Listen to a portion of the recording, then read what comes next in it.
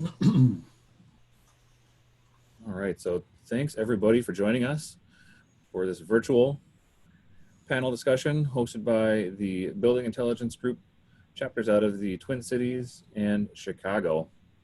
We're taking advantage of everybody working remotely to be able to host a virtual event that can include more people than the folks who were able to attend just in our local region. So we're excited about that, trying to make some lemonade out of the lemons we've got. Just a few housekeeping logistics items here before we get started. We have a really jam-packed panel here, and really looking forward to hearing what these very knowledgeable folks have to share with us about cybersecurity for intelligent buildings.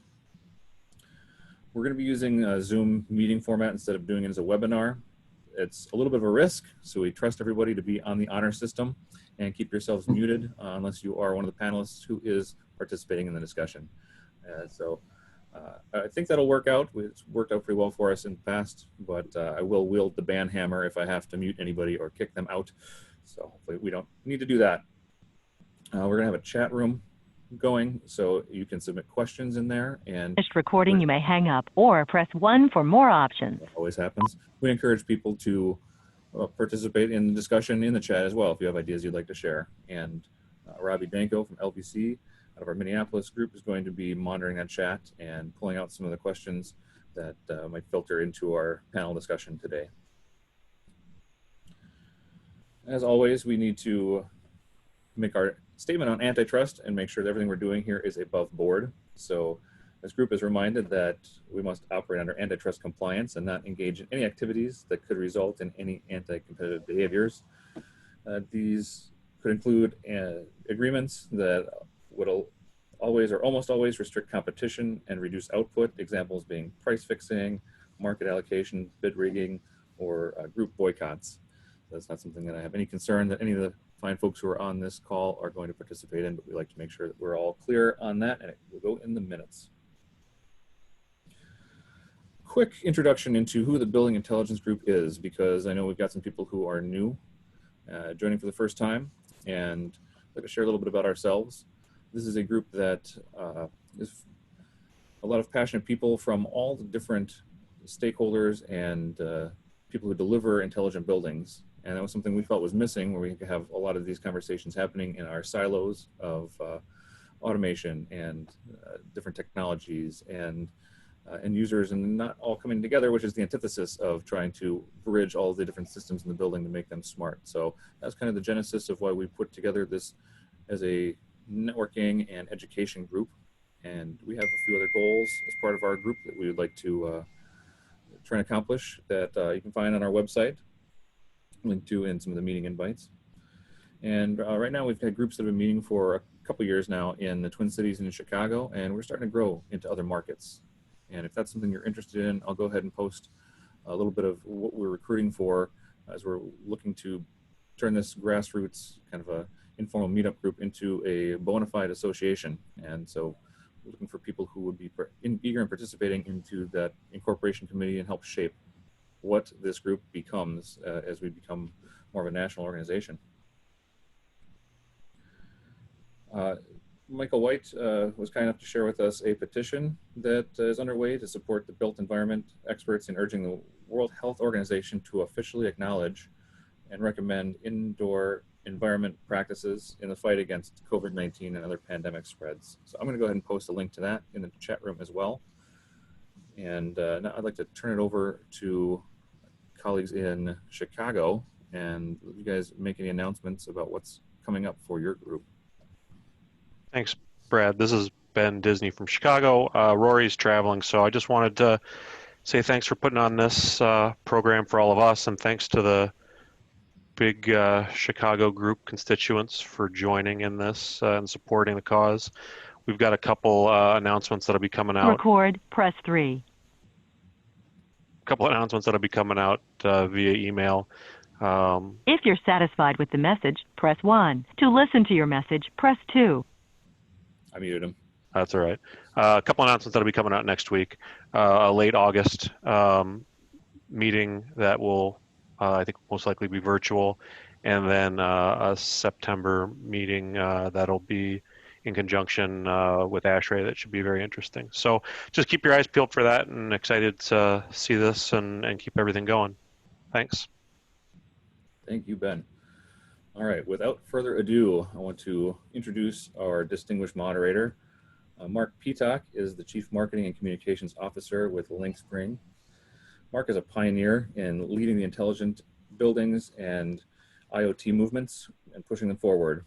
As Chief Marketing and Communications Officer for LinkSpring, Mark leads corporate and product marketing strategy, brand management, and communications that support the company's strategic and growth initiatives.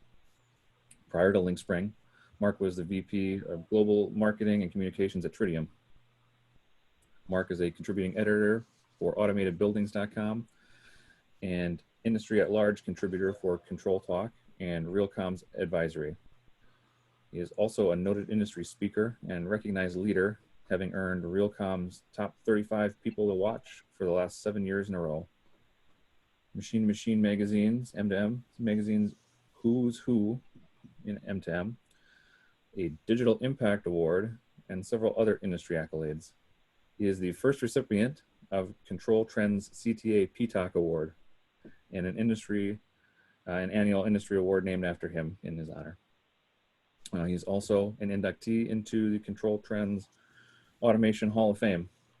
Mark also serves on the board of directors of Connex Energy, Project Haystack, and is an advisor to the Realcomm organization and Totem Building Security.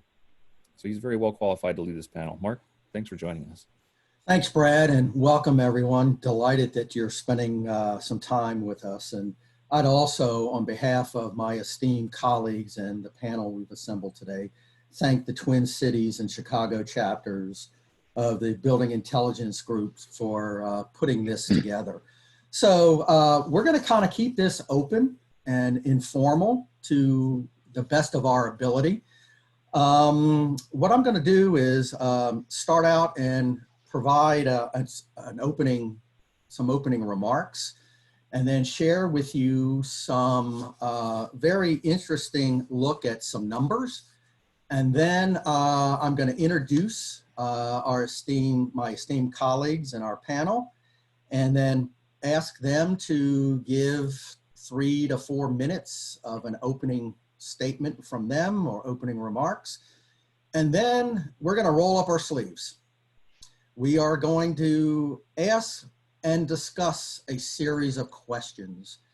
And I hope there is some agreement among this group, but I also hope there is some disagreement.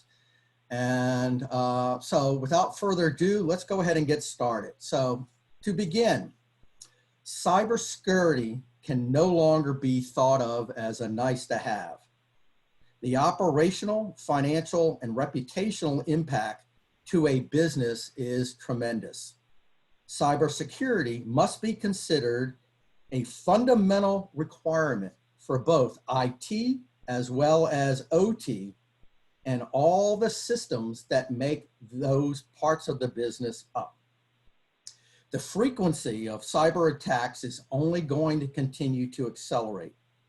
It's vital that we have a full understanding of the inherent business risk and implications.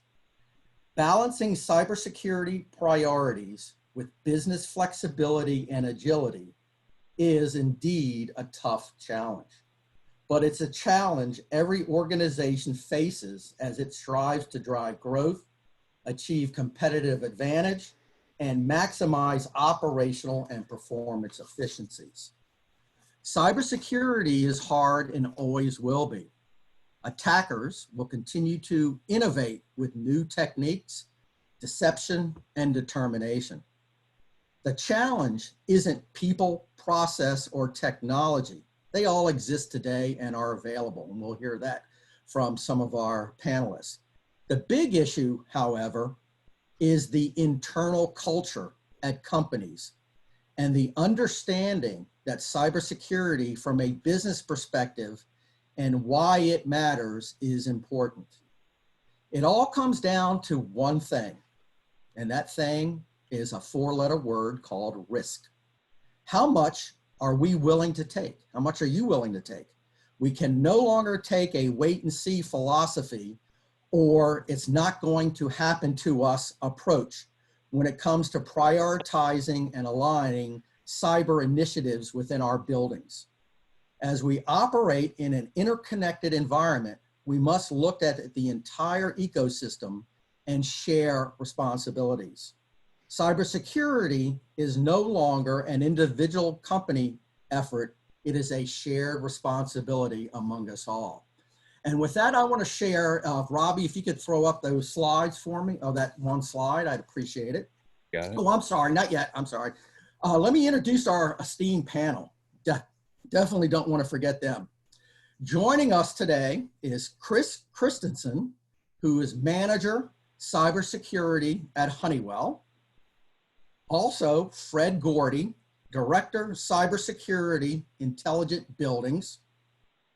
Matt Westerhoff, Director of Technology at Foundation Technologies.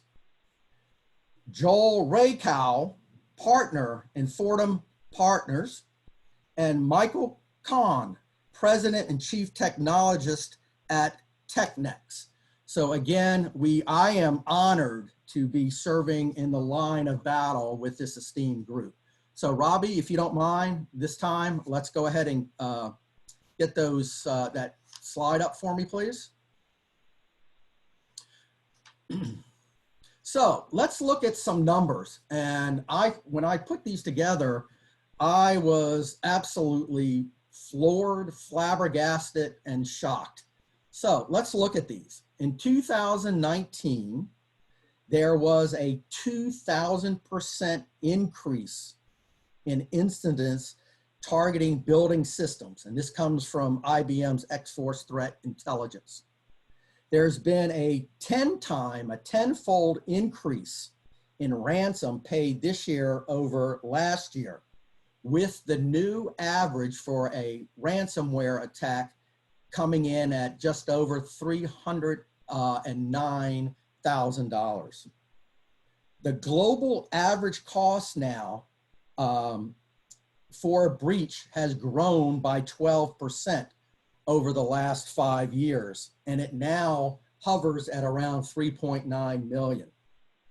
But what's interesting is the same for breaches in the US is at a little over $8 million.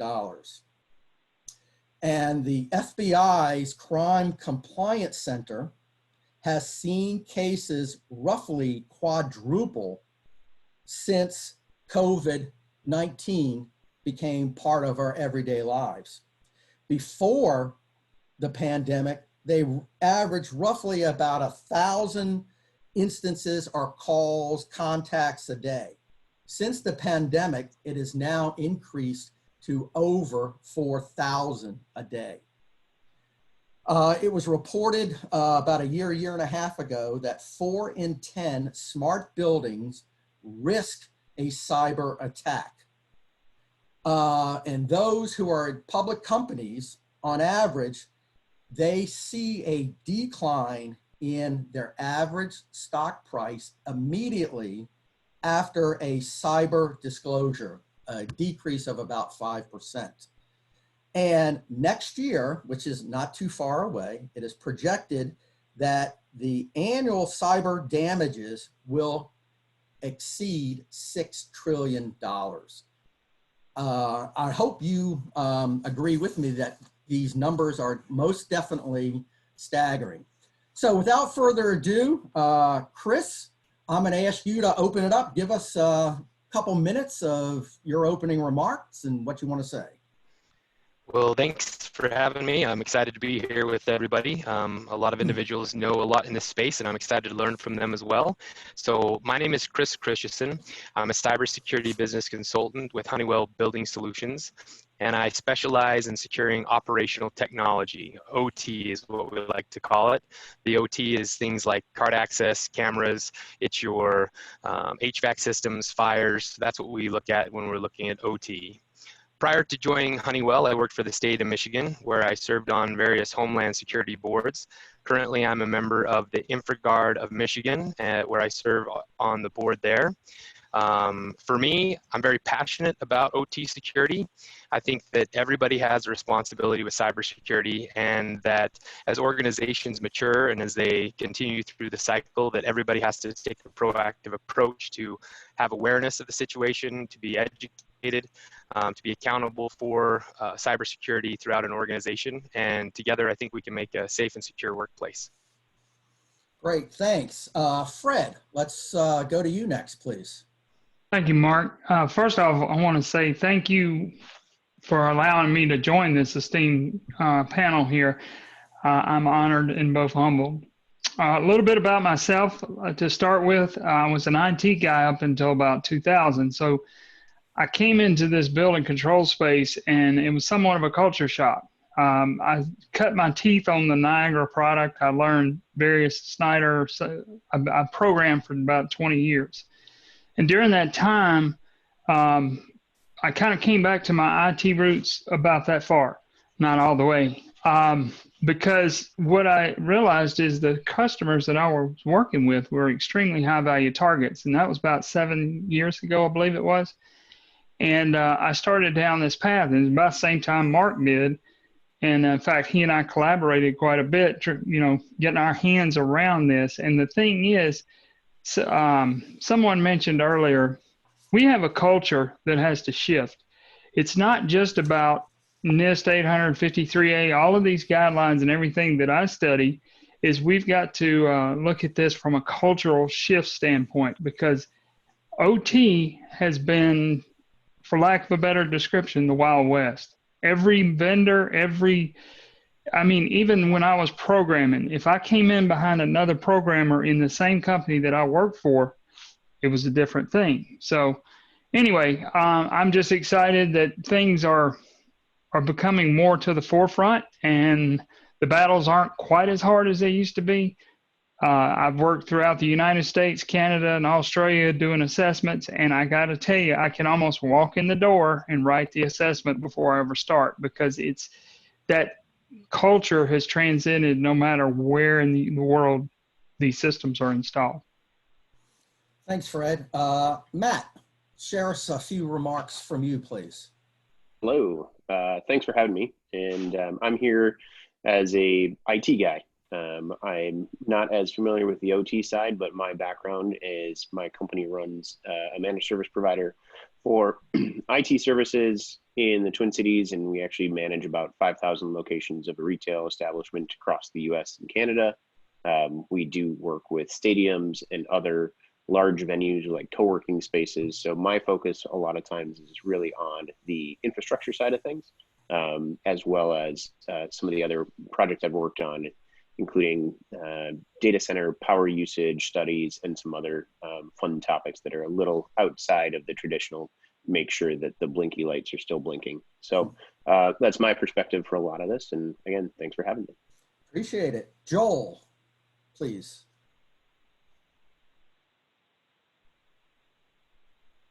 Joel, I think you're on mute. Thank you. All right. So I focus exclusively on building systems and cybersecurity.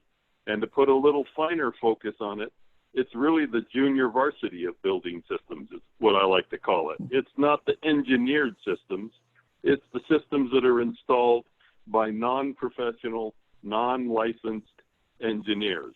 And several of my panel colleagues here have already identified some of them in access control, video surveillance, voice over IP phone systems, and even building a business machine.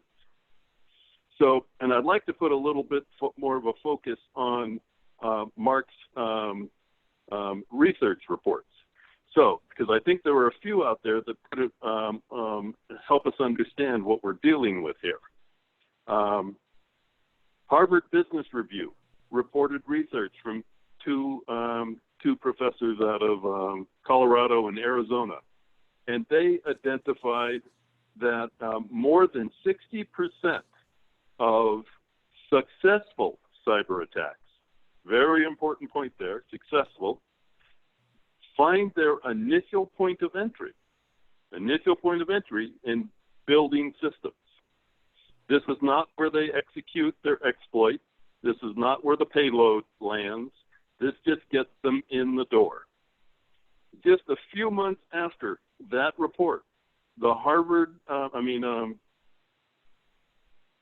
Harvard, that was the Harvard Business Review, the Microsoft IoT Signals reported that out of those building systems, the 3 most targeted systems that are perpetrated by attacks of nation states, and they had 1,400 of those in their research, focus on voice over IP phone systems, video surveillance, and I want to point out that they focused on the recording part of it, where the analog digital converter is, not on the cameras.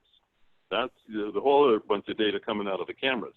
And the third thing were business machines. And then we've had some more recent ones that just talk about the activity and the volume of activity. So those ones that the Harvard Business Review and Microsoft Signals reported generated such success that we saw the 2,000% increase that Mark referred to from 2018 to 2019.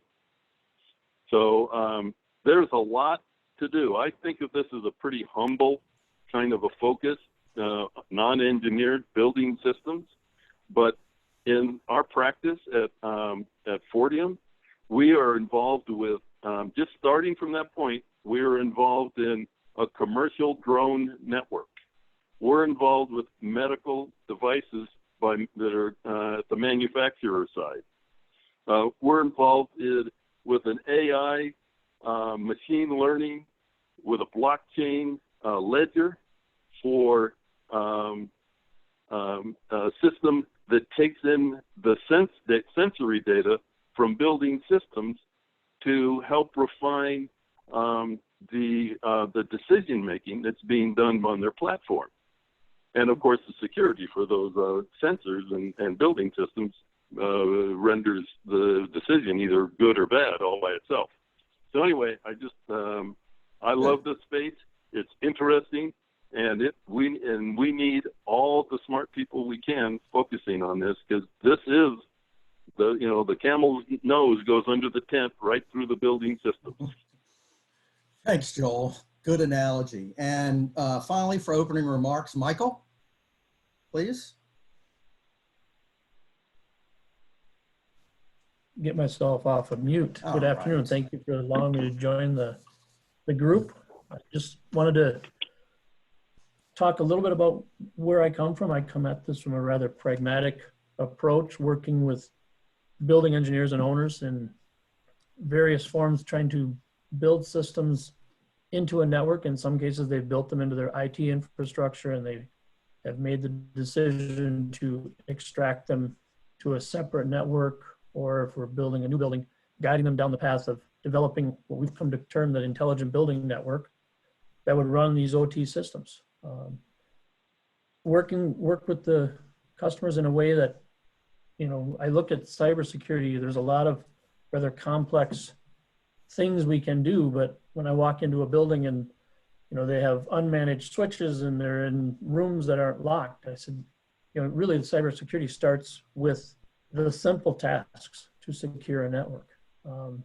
That includes, building out your equipment with quality equipment, using, I run into networks that are running building systems and they don't have a firewall in place. They're running off of a simple cable modem and doing things like, port forwarding to their web interface for their BAS system. And so we help work with customers to help them understand why these traditional IT functions are important from a security standpoint, because in some cases they're running rather large buildings and the buildings are sitting there, at risk to outside attacks.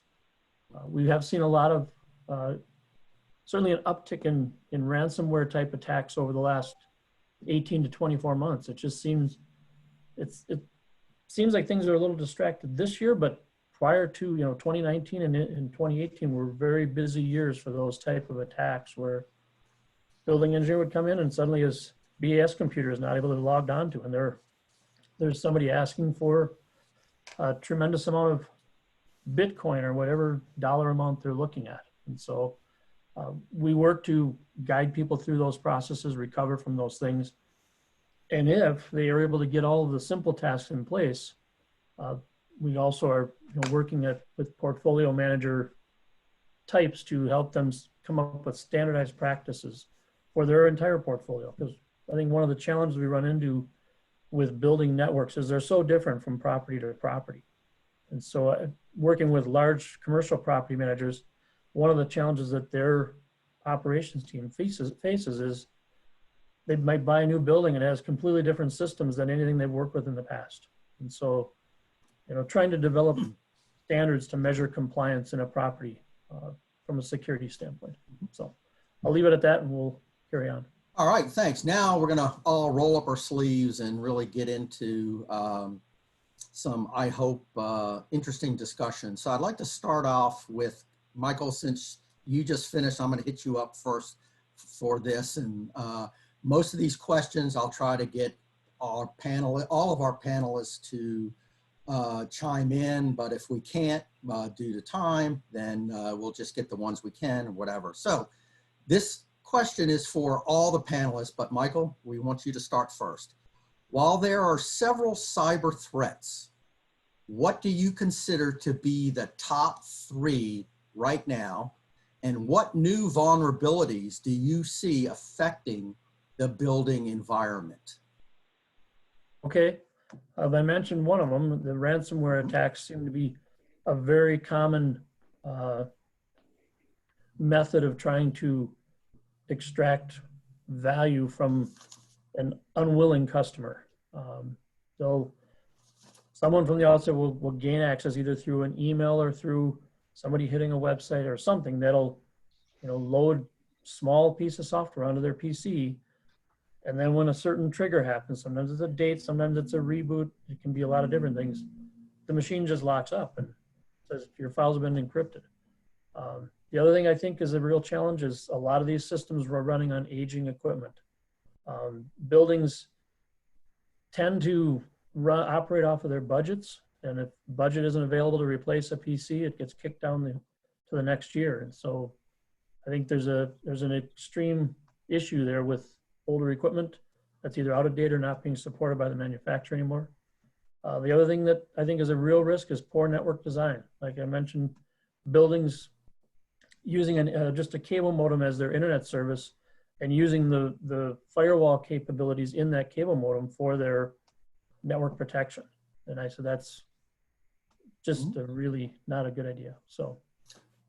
Gotcha, thank you. Chris, how about yourself? What are the 3 top vulnerabilities or cyber issues you see today within the built environment? So I would agree with Michael on a lot of those. I think that ransomware is something that we're seeing a significant increase in. I think phishing attacks are continuing. Those things seem to work all the time, so they continue to hit that area. And I would also add an insider threat. And let me maybe share a little bit on that. So right now, you can sign up to go to Black Hat, a hacking conference in Vegas, and it's in August. I'm not going, but they're going to have a virtual event. Last year at Black Hat, they had a couple tracks just for OT systems. So where they hacked a Johnson Controls system, a Siemens system, a Honeywell system. I think that the vulnerability in that is that hackers are becoming more aware of, as Michael said, the legacy systems that are in the OT environment. They're aware that those systems they can be able to get to. From there, they can piggyback into the IT systems as well. So it's something that from the insider idea, there are people who are just trying to learn about it. They're trying to understand more about it.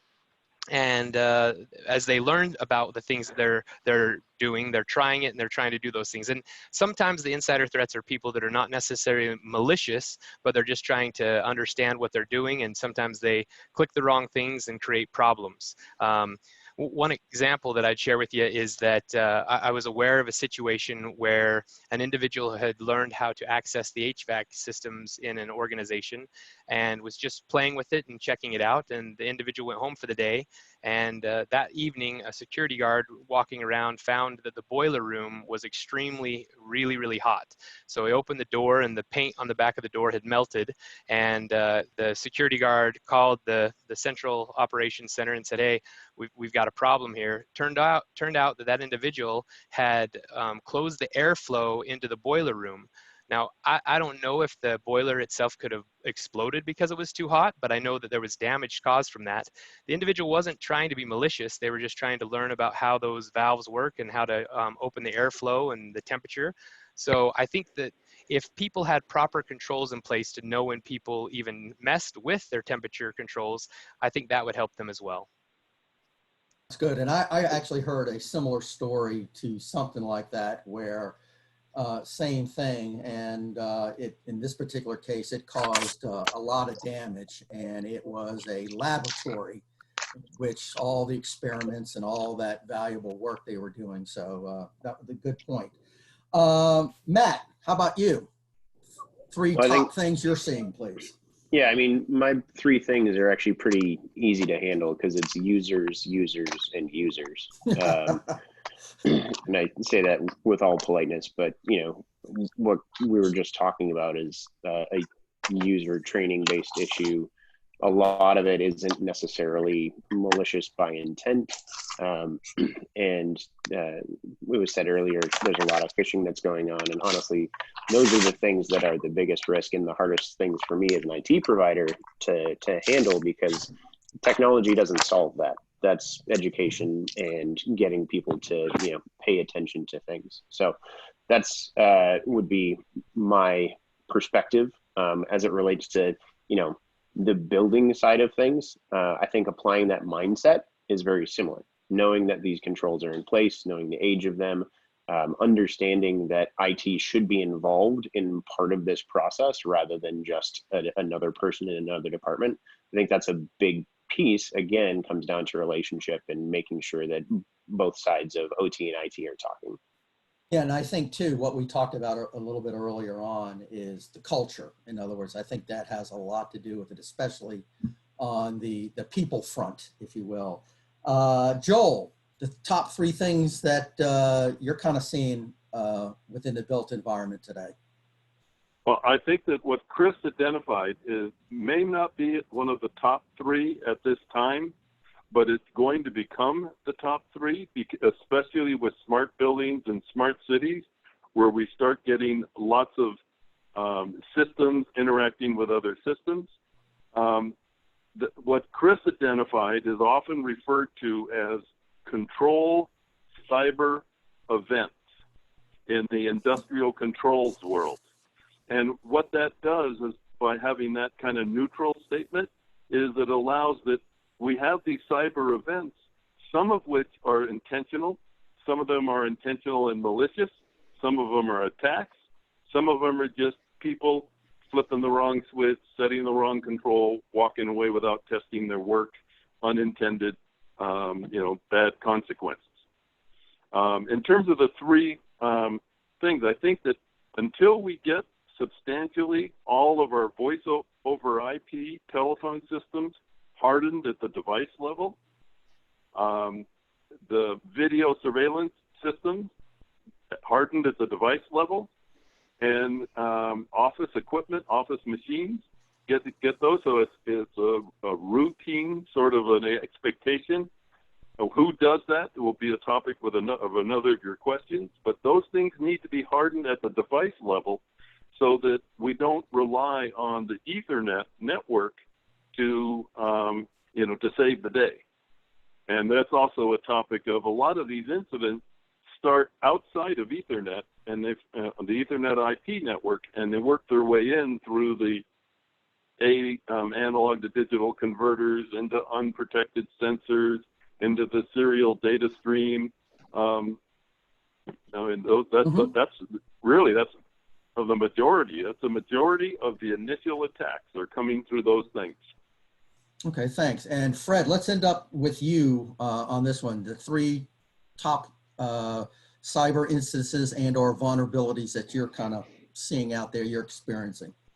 Okay, so it may sound a little redundant, but I do want to add a little bit of a flavor to it. Is ransomware is number one. Our stats show that 80% of the systems that we have under our purview have been hit, or 80% of the attacks are ransomware based. And let's kind of take a look at that for a minute. We've talked about user. That's a good example. Culture is when we walk into these engineers' office, the first thing that we see is the application server sitting right there. They use it for email. They use it to check social media. And again, this goes back to the culture and the way it was built up. That machine was plopped down in the office and they said, here's your front end. And let's don't buy another machine. We can sit here and use this. Well, if you have a SharePoint server, you don't check Facebook or your SharePoint server. You don't check your email. So we write a lot of policy and all, but the bottom line to this is pulling that.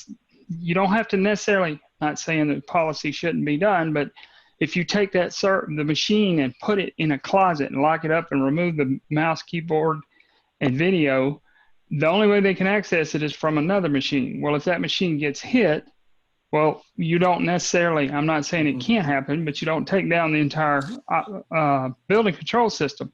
I've got some horror stories there where... Save those, because that's a question coming down. All right, save that one, please. Okay. The other one is, quite frankly, unknown devices. 60% of the sites that we assess, we find at least one thing that nobody knew about. Cell modems, cradle point routers, and what it is it's not anything malicious necessarily, but the vendor has come in and they plugged in this device so that they can remotely service the system, and they put a public IP in there, or they put LogMe in that they control the access. And then thirdly, what we've seen if you take all the percentages, what I call self-inflicted wounds, and that's where IT has gotten involved, and without having the knowledge they needed to necessarily do the things that they needed to do, and that then inflicted problems. It knocked systems offline. It locked up front ends where you couldn't see your operatory suites. The list goes on and on. So those are the 3 things that we see the most risk from. Mm-hmm. Thanks. All right, don't go anywhere. I'm going to go backwards here and just kind of trying to catch you guys off guard a little bit. So what barriers are you still seeing within the built environment when it comes to preventing good cybersecurity postures? Again, as it relates to the building facility environment. To me? To you, yeah. Oh, okay. Yes. Sorry. Oh, sorry. Yeah, you did say going backwards. Yeah. So the biggest barrier, quite frankly, is, I hate to sound like a broken record, but it's going back to that culture thing. So you take a facility guy, and he's been used to doing whatever he wanted to do. I mean, unchecked, unfettered. You got the vendor who's been in there working with him. Neither one of them are being malicious.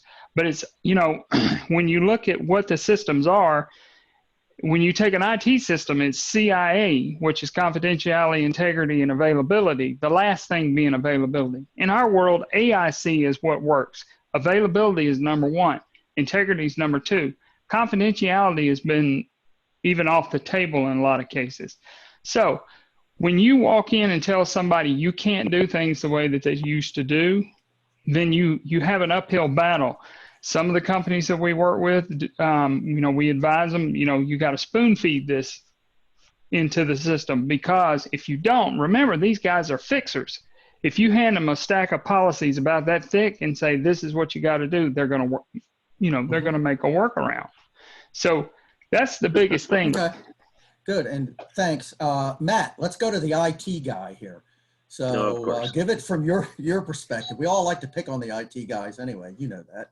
So go ahead. That's what we're here for. I mean, I think part of it too is just the relationship between everybody, like you all said. I mean, I think part of the problem is just the fact that, and of course somebody's at my door right now. It's perfect timing. It's it's the teamwork. I mean, to a certain point, everybody likes to point fingers at each other, and to Fred's point, like, it's the path of least resistance in most instances. If somebody's been doing it the same way forever, they're going to just keep doing that. And, that's unfortunate. So a lot of what we try and do is figure out ways to involve and discuss and figure out how to do things better. One of the big phrases we use all the time is "how might we," which is kind of the entryway to whatever the problem is. So how might we solve this problem better? And asking that question from an IT perspective a lot of times opens up to, okay, well, if we gave you network access, what does that look like? Does it need to be Ethernet? Can it be 4G, 5G? Like, how can we better associate this and separate it? And a lot of it is just being open to sometimes being wrong. And honestly, I'm really good at being wrong, so it works well for me. At least you're honest. That's good. That's good. Chris, how about you? What barriers are you seeing within the built environment that's, that really, they shouldn't be there, but they are there, I guess?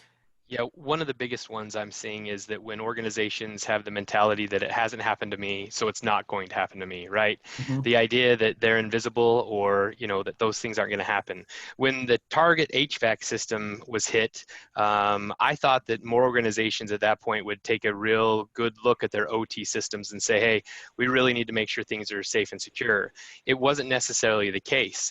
Many organizations still just had that mentality that, it wasn't me, we'll be okay.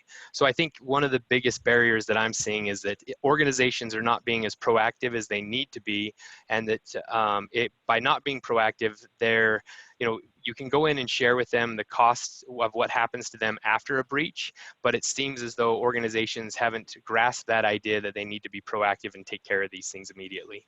So let me just ask you a question based on what you just said.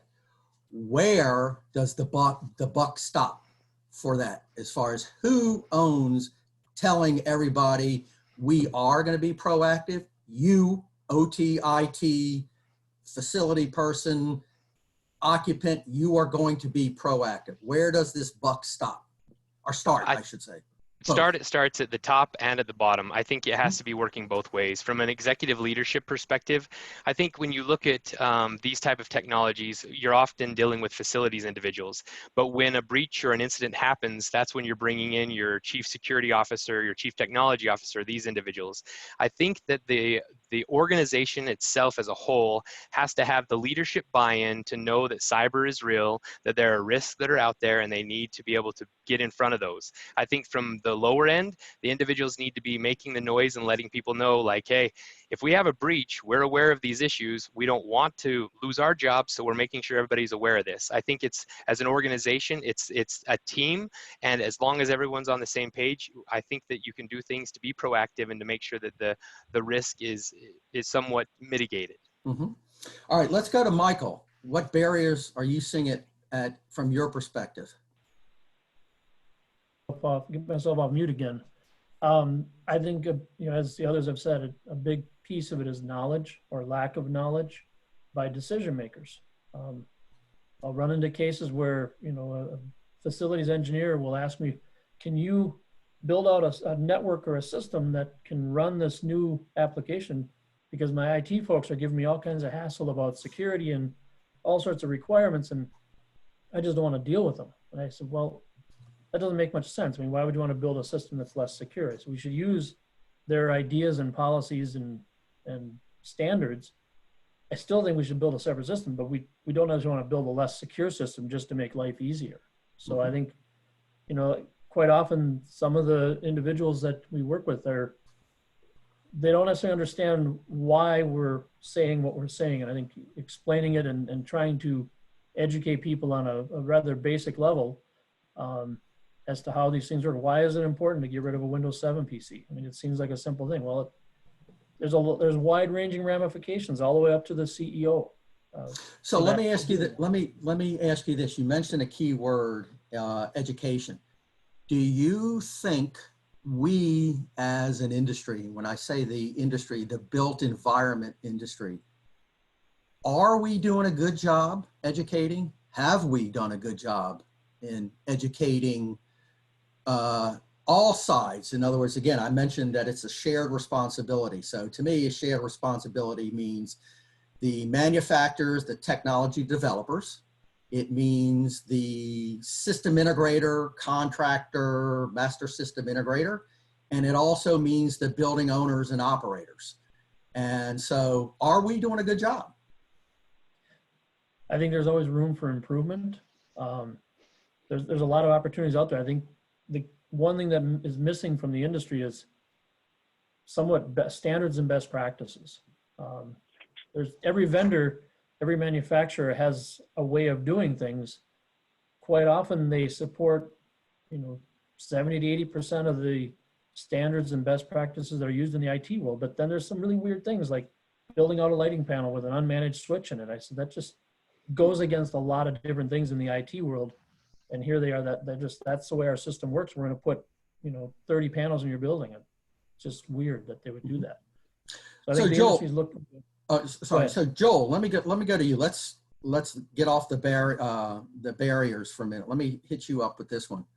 Within, and it's sort of related, within the building and facility environment, who needs to be engaged in cybersecurity discussions? Who are the influencers in and around cyber in our facility and building environments? That's a really good question, because it's kind of, the cupboard's a little bare there. So I have 100 partners who are CIOs, and they have a difficulty embracing the facilities, the systems that facilities brings in, partly because they don't have a single tool that enables them to manage things like the users, the firmware downloads, and it's just too much manual labor for them. So they put it on the on a subnet or a separate network, and they kind of wash their hands of it. But the issue is that a lot of senior management will just rely on IT as their technical leaders in the entire organization. They really don't realize that the facility manager has systems that have evolved technically quite a bit over the last 10 years or so. And the facility managers have difficulty in identifying the technical skills that they need to manage those systems, to recruit those people, and to manage them in a way that incentivizes the type of people. So they get very junior level IT personnel in their organization, and they don't know that they're not getting, let's say, an appropriate level of advisory services from those people. They don't know what they're missing. And the IT people kind of are standing back and do not really want to understand the design and the actual interface and the software of each of those systems. Well, so it's really a desert. And we're going to talk a little bit in a few minutes about OT and IT, but it's interesting you bring up, and one of the things that I have noticed in our industry, as technology has advanced and it continues to advance, we're creating bigger, better buildings, smarter buildings, define it however you want to. Our facility teams aren't keeping up with the technology, especially when it comes to cyber. In other words, they've run buildings for 20 years a certain way, and I'm going to just use this, and I don't mean this as a negative. They're running around with a clipboard. And again, I'm just kind of just bringing it down. No, you're right. You're right. Bringing it down versus, okay, as hopefully we as an industry are bringing in new, younger people or new people where the technology we now have has played an influence on them, that they are going, I'm really getting it. And you know what? come hell or high water, we are going to do whatever we can to make my operational technology in my buildings as secure as possible. We're going to take the steps. So I think that's, you know, part of it. And then another story I hear, and then I want to ask some more questions here, is this, is that, and no offense to you, Matt, and any other IT folks on the, I'm picking on you, Matt, other folks on the line, is this, is you go in, you engage the owners and the facility side with our smart building technologies. And then you talk about cybersecurity. Then you bring in the IT folks for discussion, and the IT folks will say, you're not putting it on my network. I don't care what you do. That ain't coming in here. And I think that's still a barrier as far as I'm concerned. It's slowly coming down where OT and IT are playing happy campers at some point. So just wanted to kind of elaborate there. So let me ask this to Fred, and let me start you with this one. What questions should owners and operators be asking themselves about cybersecurity? I'm not talking facility. I'm an owner, I'm an operator. What should I be asking myself? Okay. Can I say one thing before we step to that? You can do whatever you'd like. Okay, because I'm listening to this. I'm about to, anyway, this is my passion. So if we could take just a moment, step back, let's talk about NIST for just a second. I'm going to transition to this, but one of the best things that I saw that came out from NIST last year was when they said, hey, IT, you cannot manage OT devices like IT devices. It's IR 8228. If you want to read it, it puts you to sleep. But yeah, I know, Joel, you know that one. But the point being is a couple of things that they've come to some realizations about OT, and even things like passwords. I've been watching the screen over here talking about credential management. And Joel, in fact, Joel was one that introduced me to this, is basically NIST has said, look, we created a problem, and that problem is you're sticking sticky notes and all this stuff on your machines because we're telling you need to change your passwords every 90 days. It needs to be, you know, whatever number of characters and everything. And they just came up with this directive that said, just change them to come up with a nonsensical 24-character thing like bake cake speed limit or something like that, and create something that you can remember but makes absolutely no sense, and don't change it unless you feel it's like it's been compromised or that you know it's been compromised. So the bottom line to this is NIST is changing the way that they're looking at this. Now moving to the owner side. Wait a minute, before you go, sorry, let me interrupt. Yeah. For those, and I'm sure everybody is familiar with NIST, but just in case, tell folks what NIST is. NIST is the National Institute of Standards and Technology, I believe is what it stands for. But anyway, they've come out, they are, the IT are security, there are security guidelines that the DoD, the government use, but they bleed out into our world. They use we use the cybersecurity framework, identify, protect, respond, recover. But it's just it's a lot of controls and stuff like that. So if you sit down with it, you can literally, like, for instance, there's 19 families of controls with 1,682 subfamilies underneath that. To going back to these facility guys, if you dump that in their lap, they're going to choke. So you gotta work on that culture. You gotta take the basics, like get it off the public IP so Shodan doesn't see it. Take over the management of your username and passwords. I used to be an integrator. We managed all the usernames and passwords in the system, and usually there was only one for us and one for them. So just starting with some basics like that, just some basic policy. All right, let's go back to the question and yes. Briefly. What should owners and operators be asking themselves about cybersecurity? They should be asking themselves, what is the potential brand damage? At the end of the day, everything about our industry, the owners have always driven us, like back in the days of data analytics. I remember, again, being an integrator, our customers were coming to us saying, we need this because it's going to help us drive down the cost of our doing business. Well, you know, there's an example where, you know, if you live in a floodplain, you better buy flood insurance.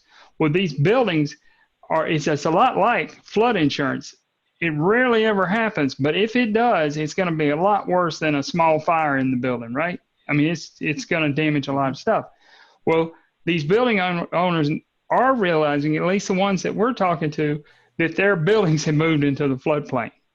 So, meaning the cyber floodplain, it's out there. And the reality is there's a concept of ROSI, which is return on security investment. I'm not going to sit here and say I'm an expert on it. I just learned about it, but it makes total sense.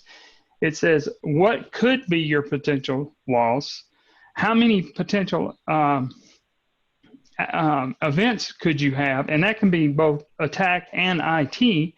And then when you put that together, it basically gives you a cost of what this could be versus just making some basic changes in your operation. So let me take the same question over to Matt. In other words, again, what should building owners and operators be asking themselves, at least from your perspective? Yeah, and that's an interesting question, and I've been, I don't know, patiently pacing in my head over here because I have some, I guess, contrary thoughts where, you know, password management is one thing, but the true answer, and I saw somebody post it in the chat, but the true answer is finding a solution that's zero trust and allows for multi-factor, and then everything is taken care of, especially if you can get a device or a management system that operates off network, specifically on cellular or some other service. Like, there are ways around it. And I think from where I come at this from an owner's perspective is not necessarily what kind of risks can I have, but what kind of efficiencies can I gain? And I think that is a big portion of this that often gets forgotten about. And IT can enable a lot of those things, you know, reducing paper. You can get rid of a lot of paper thing, and then you can also get rid of things like location, which is a barrier. And when you have to physically go to a device to see what's going on with it, that is a physical barrier. So moving to cloud systems, moving to non-standard, what we would see on a typical network rack, moving to those types of arrangements could save a lot of time and headaches. That, and thinking about, you know, the data that you're getting is probably fairly static. Like, what are we being able to do with that data? It's a report. It has no potential benefit, or it has no real benefit, but there is potential benefit there.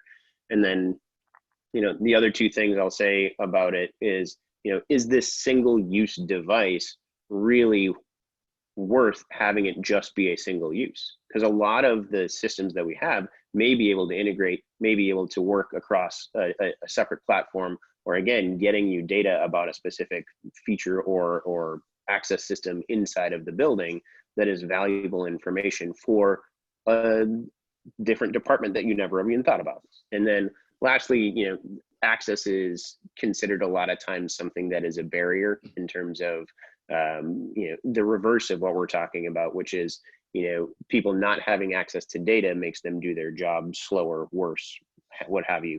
But getting them the right access is key to that. So figuring out if there's a zero trust way to get into these management systems where it is outside the building, where it can be reported on, those are the conversations that are really exciting for me, rather than the IT guy fighting with the OT guy, because nobody wins in that fight. And when you talk about the prospects of what could happen versus what we're doing, that usually gets both OT and IT a little excited, because I think there's a lot to learn from both sides. The IT infrastructure landscape is incredibly different than what it was even 2-3 years ago.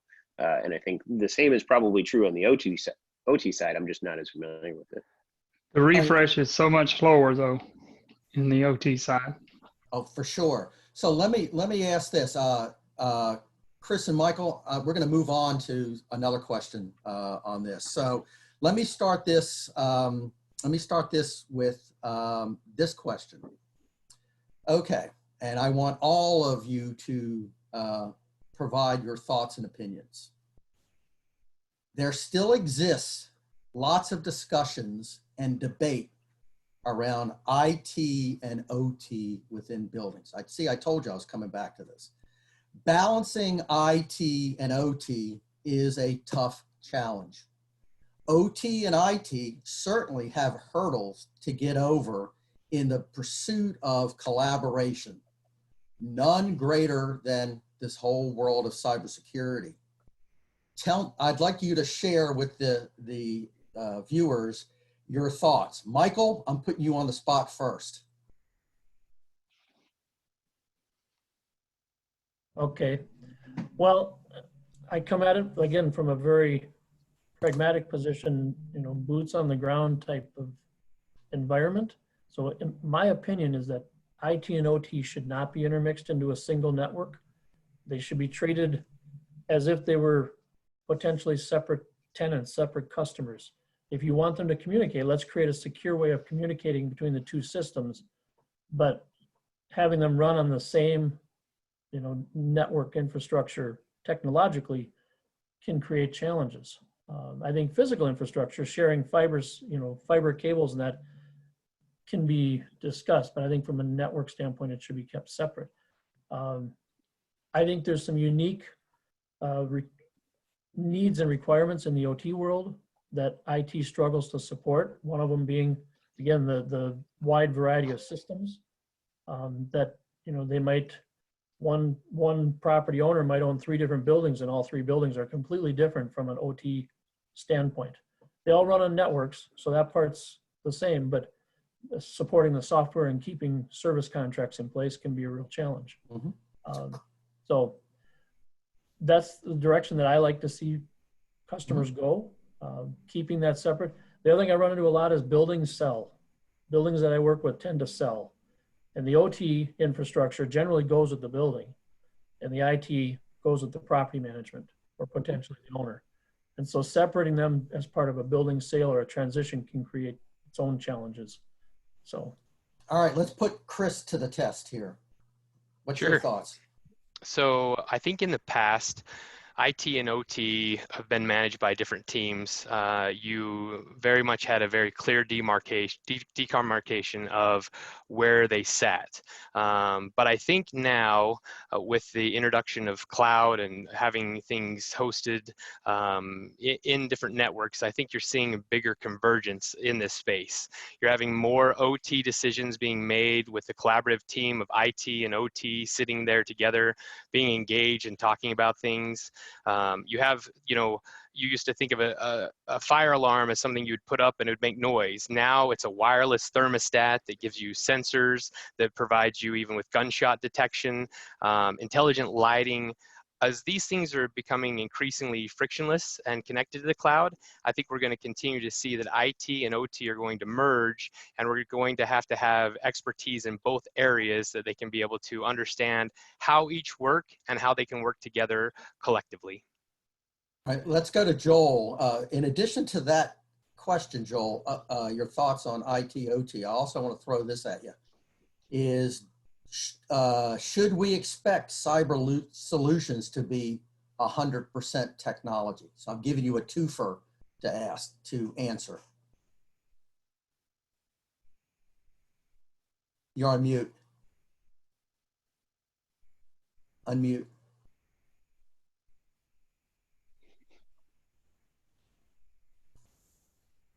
Okay, there you is go. that better? Yeah, All now right. we can hear you. So again, you got a twofer, the OT, IT, and then should we expect cyber solutions to be 100% technology? So certainly in terms of the junior varsity of building systems, these systems operate a lot outside of IT's focus on Ethernet and IP networks. There's a whole lot of stuff going on in just terms of the serial data stream, the analog digital converters, and certainly, I mean, a camera is a sensor, but a lot of the devices like the fire alarm that Chris referred to, they have sensors, all kinds of sensors now.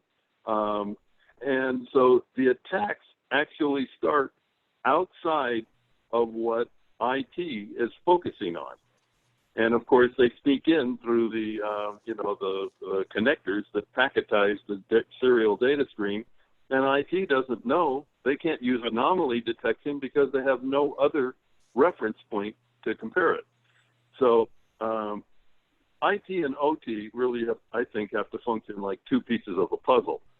And if they fit well together, then things will work well. But I don't see convergence happening as long as we have systems out there that function in serial data streams and a lot of sensors. In terms of a technology only solution, there's not much you can do to harden all those devices. And if you don't harden them at the device level, you're creating a vulnerability that allows you to get through to ultimately through that point of entry into the IP, Ethernet network. Okay. And so it's going to be a long time before we can see a 100% technology solution, if ever. Okay. So now I want to do a yes and no question, or you can have 30 seconds to add to your answer. Let's start with Matt. Since we're still on this OT-IT discussion, does cybersecurity for IT systems differ from building systems or OT? No. Good. Fred. Yes. 30 seconds. Explain. You got it. 30 Okay. seconds. Mark, come on. I can't.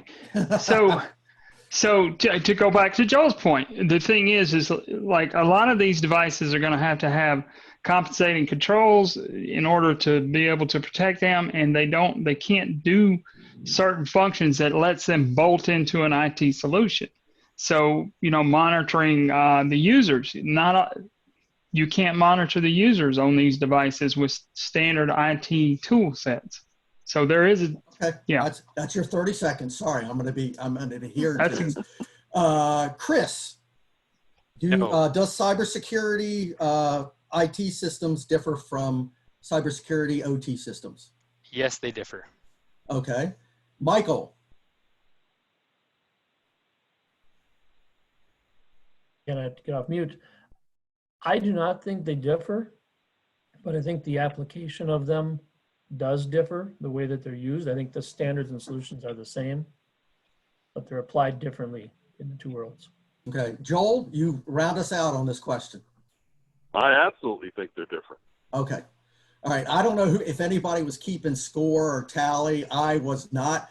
I don't know. Is 3-2. 3-2. 3-2 in favor of different, Indifferent. same. Okay. Thank you. Thank you. All right. So let's get to this next question. All right. We're sitting here having this conversation about cybersecurity, and we cannot have this discussion today without discussing COVID-19 and its effect on cybersecurity, general cybersecurity, but obviously what we're here today to talk about is in the building facility arena. How have you seen the pandemic change the way we look at cybersecurity in our buildings? Let's start with Chris. Let me pick on you first. Sure. So I think there's a lot of things that we're going to be doing different. As employees are starting to go back to the buildings, they're wanting a healthy building, and that's something that's going to be a new normal. And they're going to have some things in place that make it so that we can have that healthy building. The occupants of those buildings are going to need to be reassured that the building is safe and that it's been clean, and then also that the other individuals that are around them or that they're going to be in contact with, that they can be safe around those people, making sure that they have the social distancing in place. They're going to be needing reassurance of new procedures in each of the buildings, like whether it's a temperature control when you first walk in, or maybe it's a card access on your chest that blinks when you're too close to somebody. These are things that are all going to be done different now with our healthy buildings. And I think COVID has definitely made it so that people are becoming more aware of what does it look like for a healthy building. Okay. Was that the chime to say my time was up, or was that somebody joining? No, we don't have those. We don't have those today. Well, actually, I've been on one where there was one. There was that. But anyway, Matt, how about from your perspective with COVID? Yeah, I think it's changed, and we talk about this a lot because one of my clients is a co-working space, and obviously that has had pretty drastic impacts on their business, having to shut down and reopen very differently. And I think what's interesting is, from my perspective, is we're seeing reinvestments in a lot of systems and things that were probably one of those, oh, that would be nice to have. Because nobody, to Fred's point earlier, like these are long-term solutions that are not meant to be replaced frequently. But this may be an opportunity for a lot of folks to use it as a benefit to enhance their space, as opposed to go back to the norm. Because I don't think there is going to be a norm, to be honest. So let me ask you this: in your business dealings, have any of your clients said, we're all working remotely, you've got to help ensure cybersecurity and whatever? Have they asked you that? And obviously, I'm assuming you've got something to answer them with. Yeah, we run into that a lot, because you're no longer, we're very much in the, like I mentioned earlier, the zero trust mentality, where it's no longer the castle with the moat around everybody. Like, the office is just a physical place where you sit rather than where you do your work. Moving to multi-factor, two-factor authentication, having zero trust policies in place, and actual policies that are written out about acceptable use are a big part of what we're talking about nowadays. So, it's definitely changed. I will tell you, we do more home Wi-Fi diagnostics than I want to admit right now, but Michael, how about yourself? COVID related. It certainly brought the VPN remote access use to the forefront. One of my concerns is there's a lot of potential home computers connecting to the network through remote access solutions that we need to be aware of and need to be cognizant of those risks. I'm also quite concerned that while this is all going on, we've become rather distracted, or certainly our customers have. They're sometimes working with half staffs as they rotate in and out of the office. Half the engineering team's working one week and half's working the next week, and trying to mitigate the risk on the physical side. But while everyone's distracted by that, all of a sudden they may not notice a machine that suddenly has a new icon on the desktop screen. And things are going on that may not be noticed as quickly as they were before. So we need to be vigilant, because there's people out there in the world that will take advantage of us being distracted. So definitely. I want to keep things moving because we've got about 15 minutes or so, and then obviously we want to make sure we've had time for questions. But I've got a few more zingers to throw at you guys. Joel, I definitely want to get you and Fred's opinion on the COVID-19 thing. So Joel. Okay. Well, Chris identified a lot of sensors that have to be in place to detect and assure people that the environment is safe.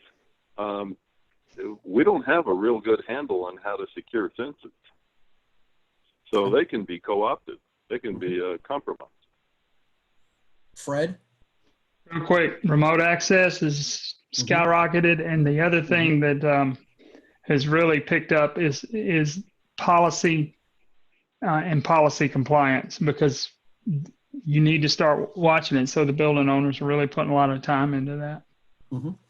One of the, I'm going to switch gears. So one of the key things I've noticed, especially over the last 2 years now, is the responsibility of suppliers to the building and the supply chain. I mean, have you guys seen, Joel, let's start with you. Briefly again, because I'd rather cover a lot, and then briefly, and then maybe we can do this again in the future. But go ahead, what are you seeing in the supply chain, or comment related to the supply chain? Well, I believe that the suppliers of building systems are both the biggest threat and the biggest potential resource we have to secure building systems. The problem is that most of them don't have professional, licensed engineers designing their systems. They have people who are kind of homegrown engineers or have a strong technical acumen but not much formal training in it. And so what they require is enablement, we'll call it. It could be training, it could be leadership, it can be guidance, but they need leadership to take that NIST 8228, apply those 50 considerations that are in that document that are specific to the systems that that particular vendor might be selling and installing to the market and the market that they're serving. Mm-hmm. So theoretically, there might be 30 to 40 controls out of that NIST 8228 that becomes the hygiene, the sort of the protocol of that particular vendor when they sell, install, maintain, and service their systems. And by having that documented as a protocol or a hygiene, it can then become part of the contract with the customer, and then it's just part of the statement of work. And so now there's transparency, there's management, there's oversight, and the suppliers can actually contribute to the problem that they're creating when they unwittingly install these back doors into the system. All right. So, as much as I want to continue on that vein with the rest of the group, we're going to move on again for time. It's time for lightning round. And for those viewers, I'm going to ask a series of questions, and I'm going to ask our panelists to reply yes, no, or maybe so. No explanation. Again, the answer is yes, so, maybe so. So let's start with Fred, and then I'll go around. Everybody's going to answer this question. Is it time for the federal government to impose legislation and mandates and cybersecurity standards within the built environment? No. Joel? No. Matt? Not this government. Michael? No. Chris? No. Ooh, you guys surprised me there. Next question. Michael, you're up. Do you believe cybersecurity is more than an IT issue? Yes. Matt? Yes. Chris? Yes. Fred? Yes. Joel? Yes. Okay. Now, next question. We'll keep going back and forth like this. Joel, should a cybersecurity strategy and incident response plan be part of an organization's overall business plan? I don't know, but maybe so. Okay. Oh, I didn't expect that one. Maybe. Anyway, Fred, you're up. I'm going to have to go with Joel on this. Maybe so. All right. Matt? Absolutely. Michael? Yes. Chris? Absolutely. All right. Now we're going backwards. All right. Chris, this is you. Should cybersecurity be incorporated into the initial design of products and solutions, better known as cybersecurity by design, and provide secure default settings? Yes. Michael? Yes. Matt? Maybe so. Fred? Yes. Joel? Maybe so. All right. Joel, back to you. And I think I know your answer, but anyway, would a cybersecurity building rating system lead to improved, better cybersecurity postures, similar to LEED or those that you guys have known? But this has to do with cyber, that they hang a shingle on there that says a cyber rating. You're up. Maybe so. Fred? Yes. Matt? No. Chris? Yes. Michael? I would say yes. Wow, awesome. Specifications. Are you guys seeing more specifications coming out in the building environment when they're talking about controls and all that, that include cybersecurity? Michael? Yes. Chris? Yes. Matt? Yes. Fred? Yes. Joel. Yes. Ooh, we had one unanimous so far. That's good. And this last question in the lightning round. It's summertime. So we think of baseball, although what it is, it's not what it was, it is what it is. If we equate cybersecurity within the built environment to baseball, what inning do you think we are in? Joel. Third. Fred. First. Matt. I'd say somewhere before the 7th so we can still get a beer. Oh, it's 7 inning stretch. That's good. Chris. Fourth. Michael. I'm going to say sixth. All right. Last thing, and Brad, I'm assuming we're okay. If you to leave our audience with one thing, very brief, again, one thing, what piece of advice would you give them? Matt. Hire new IT people, I guess. Oh, that's a good one. Fred. Cybersecurity awareness training. Joel. Focus on your suppliers of building systems to improve their practices and their transparency. Michael. Write down anything and everything you're going to do before you do it. Chris.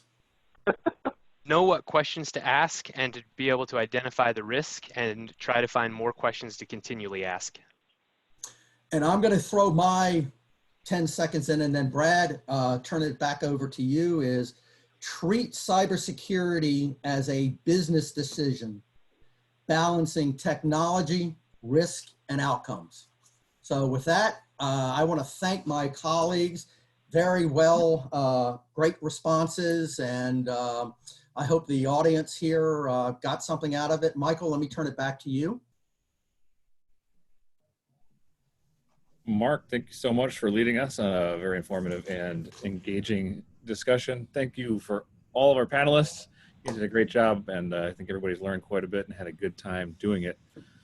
Thanks to Robbie Danko, Ben Disney, Rory Barnwell, everybody else who helped pull this thing together. This is just fantastic. I'm glad we're all able to get together, even if we can't be in person. So with that, I think we'll end recording here and wish everybody a very happy Thursday.